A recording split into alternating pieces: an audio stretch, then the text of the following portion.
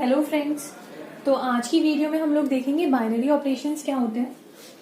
तो मेरा कोई भी एक नॉन एम्प्टी सेट है ए, ठीक है। ये मेरा कोई भी एक नॉन एम्प्टी सेट ए है और मैंने एक फंक्शन डिफाइन किया है from A cross A to A, ठीक है। तो बाइनरी ऑपरेशन किसी भी सेट ए में कुछ नहीं होता बल्कि एक फंक्शन होता है जो ए क्रॉस ए के एलिमेंट्स को ए के एलिमेंट्स के साथ रिलेट करता है। समझ आया? ए क्रॉस ए के अंदर क्या होंगे? ऑर्डर्ड पेयर्स होंगे। कुछ ए क्रॉस ए के एलिमेंट्स कुछ इस तरीके के फॉर्म, मतलब इस फॉर्म में होंगे ए बी सच दैट ए और बी बिलोंग्स टू कैपिटल, ठीक है। कुछ इस तरीके के होंगे। तो इसके जो बाइनरी ऑपरेशन होता है वो इन दोनों एलिमेंट्स के बीच में लगता है, that is a star B where star is and some binary operation, ठीक है। और इसको सॉल्व करने के बाद जो भी नंबर आएगा, सपोज करो एक्स आ रहा है, तो वो एक्स मेरा ए के अंदर होता है, ठीक है।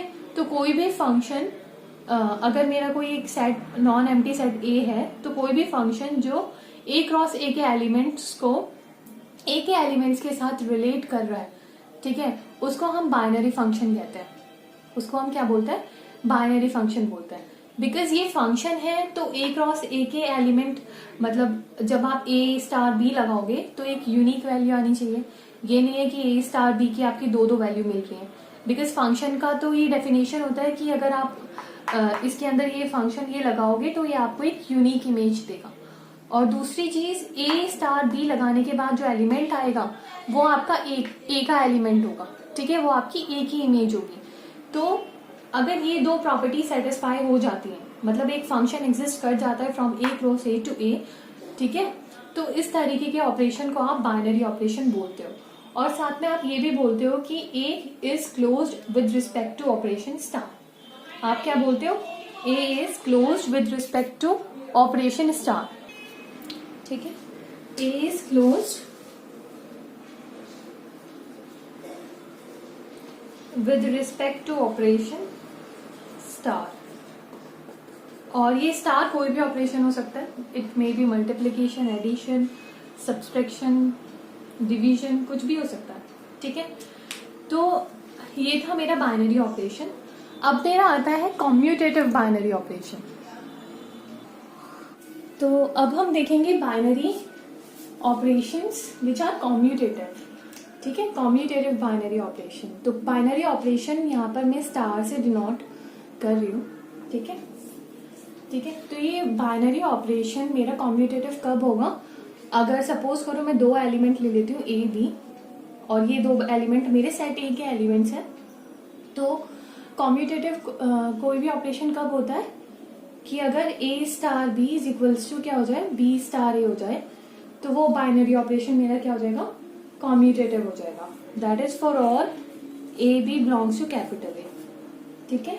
For all A B belongs to capital A star B is equals to B star A अगर हो जाता है तो हम बोलेंगे कि वो मतलब वो ऑपरेशन मेरा कॉम्यूटेटिव है, वो बाइनरी ऑपरेशन मेरा कॉम्यूटेटिव है, ठीक है। अब हम कुछ इंपॉर्टेंट फॉर्मूलाज हैं उनको आप देख लो। जैसे अगर मैं बात करूं कि अगर कोई सेट है उसकी कार्डिनैलिटी n है, ठीक है, number of elements in set A is n, तो कितने number of binary operations possible हैं on set A? Number of binary operations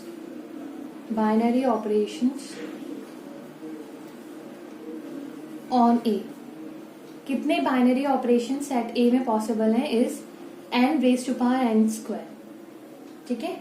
इतने बाइनरी ऑपरेशंस सेट ए में पॉसिबल है।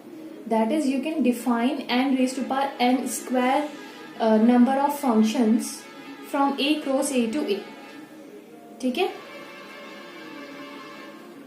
सेकेंड इज नंबर ऑफ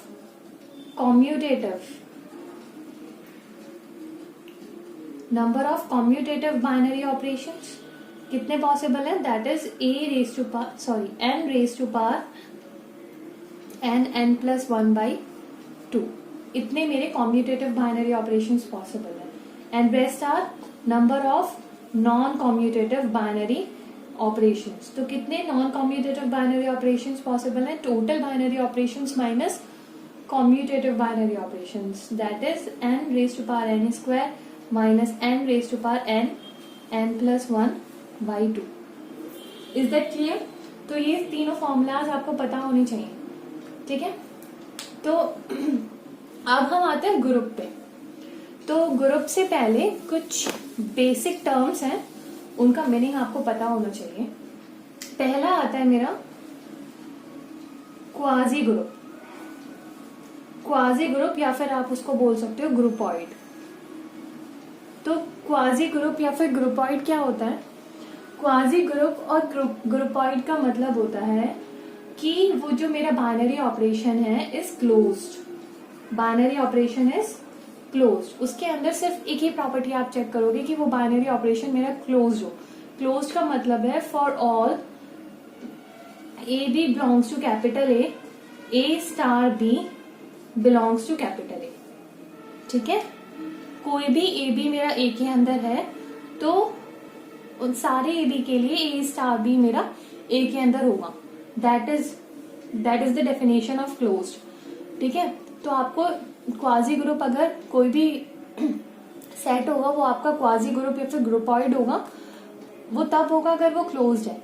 तो क्लोज्ड के लिए क्या कंडीशन आपको चेक करनी है कि for all A B belongs to capital A star B belongs to capital A, ठीक है। अब क्वाजी ग्रुप के बाद सेकेंड आता है हमारा सेमी ग्रुप।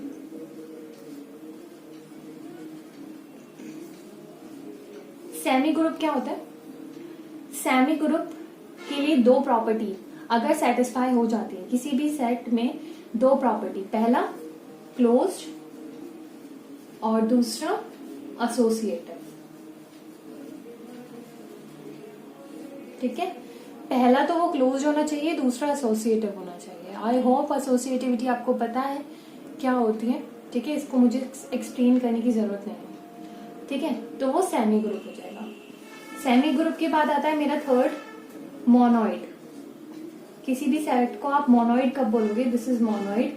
तो मोनोइड के लिए तीन कंडीशन, पहला वही क्लोज्ड, दूसरा एसोसिएटिव और तीसरा मेरा आइडेंटिटी, कि उस बाइनरी ऑपरेशन के रिस्पेक्ट में उस सेट की आइडेंटिटी एग्जिस्ट करनी चाहिए। आइडेंटिटी क्या होता है कि मतलब अगर मैं बोल रही हूँ कि आई इज एन आइडेंटिटी, तो मैं कोई भी एलिमेंट ले रही हूँ और उसके साथ वो ऑपरेशन लगा रही हूँ आइडेंटिटी के साथ अगर मैं वो बाइनरी ऑपरेशन लगा रही हूँ तो उसका जो आंसर होगा वो ये एलिमेंट होगा खुद से, ठीक है। आइडेंटिटी का मतलब ये होता है, ठीक है, for all A belongs to capital, ये होता है आइडेंटिटी की डेफिनेशन, ठीक है। तो अगर ये तीनों प्रॉपर्टीज आपको मिल जाती हैं तो वो सेट आपका मोनोइड हो जाएगा। लेकिन अगर आइडेंटिटी के साथ साथ आपको इनवर्स भी मिल जाता है ना, तो वो आपका मोनोइड नहीं, मोनोइड के साथ साथ वो ग्रुप भी हो जाएगा, ठीक है। तो अगर कोई सेट मेरा क्लोज्ड भी है, एसोसिएटिव भी है, आइडेंटिटी भी है उसके अंदर और इनवर्स भी है with respect to a particular binary operation, तो आप बोलोगे कि वो ग्रुप है। क्या बोलोगे आप? वो मेरा ग्रुप है। तो किसी भी सेट को विद वन बाइनरी ऑपरेशन, जिस बाइनरी ऑपरेशन के रिस्पेक्ट में वो सेट मेरा क्लोज भी हो जाए, एसोसिएटिव भी हो जाए, आइडेंटिटी भी उसमें एग्जिस्ट कर जाए और इनवर्स भी सारे एलिमेंट के एग्जिस्ट कर जाए, तो उसको मैं ग्रुप कहती हूँ, ठीक है। तो अभी कुछ बेसिक चीजें देखते हैं ग्रुप की क्या होती है। तो कैलकुलेशंस ऑफ अ ग्रुप,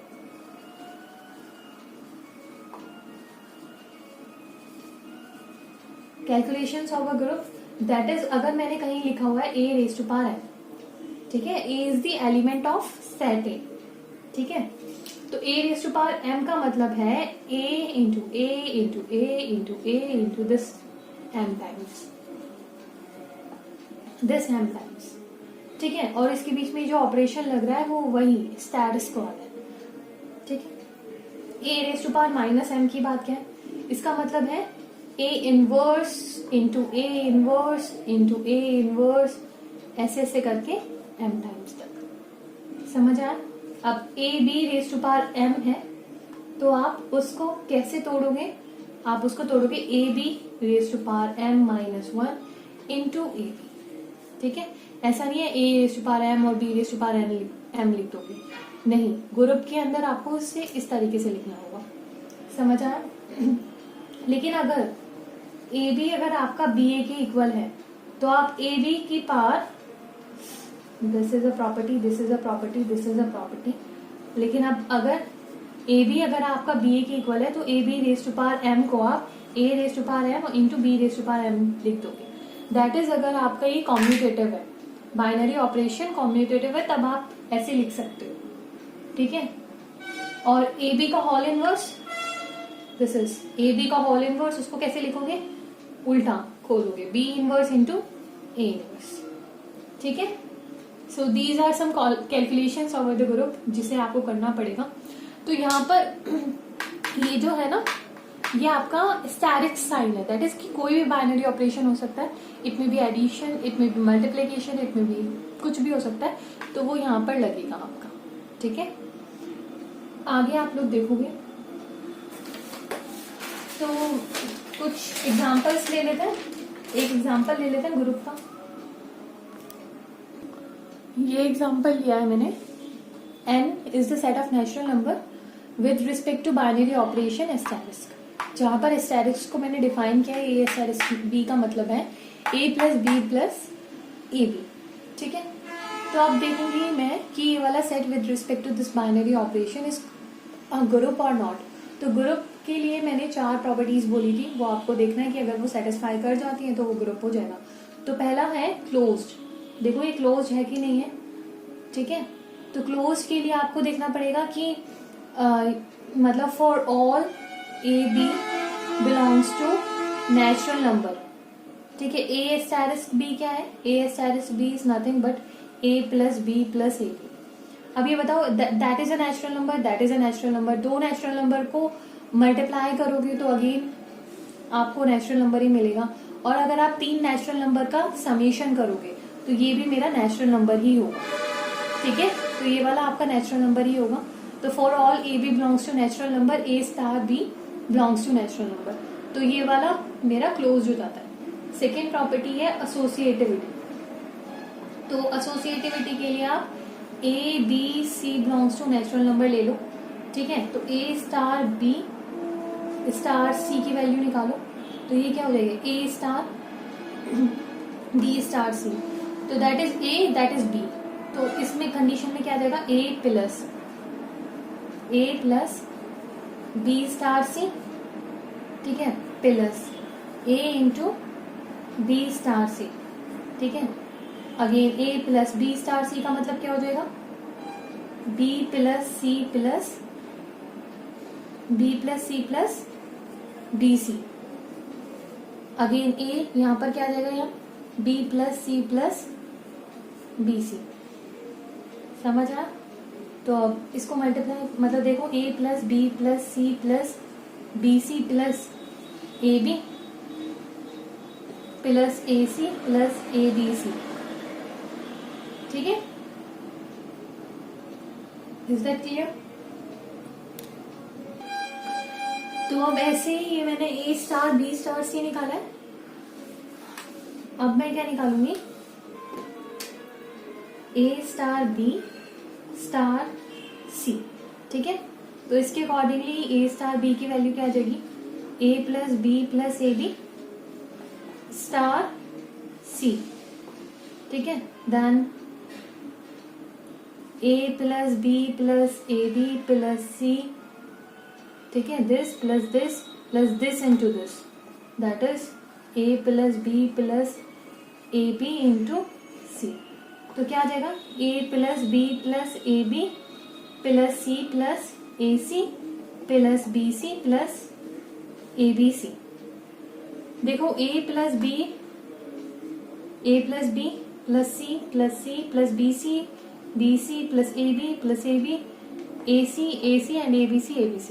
तो ये दोनों मेरे सेम आ गए। इसका मतलब क्या है कि ये एसोसिएटिव भी है। तो थर्ड प्रॉपर्टी क्या थी मेरी? आइडेंटिटी। आइडेंटिटी देखो, आइडेंटिटी इस ग्रुप के अंदर है कि नहीं है? आइडेंटिटी का मतलब है कि अगर मैं आइडेंटिटी को ई से डिनोट करती हूँ तो ए स्टार ई मेरा ए आ जाए।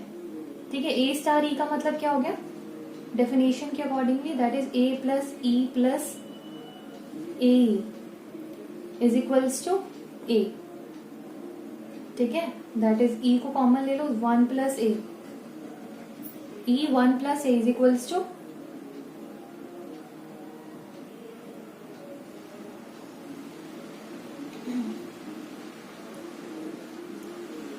Is equals to 0।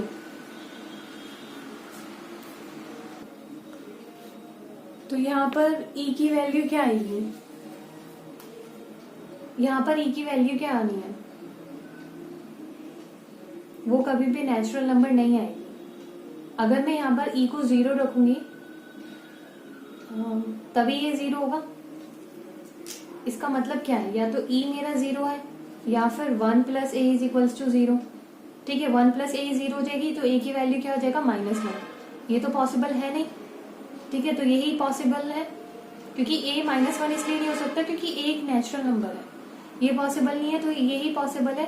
तो ई की वैल्यू 0 और 0 एक नेचुरल नंबर है नहीं, तो मतलब आइडेंटिटी इस सेट के अंदर नहीं है, तो ये मेरा ग्रुप नहीं है।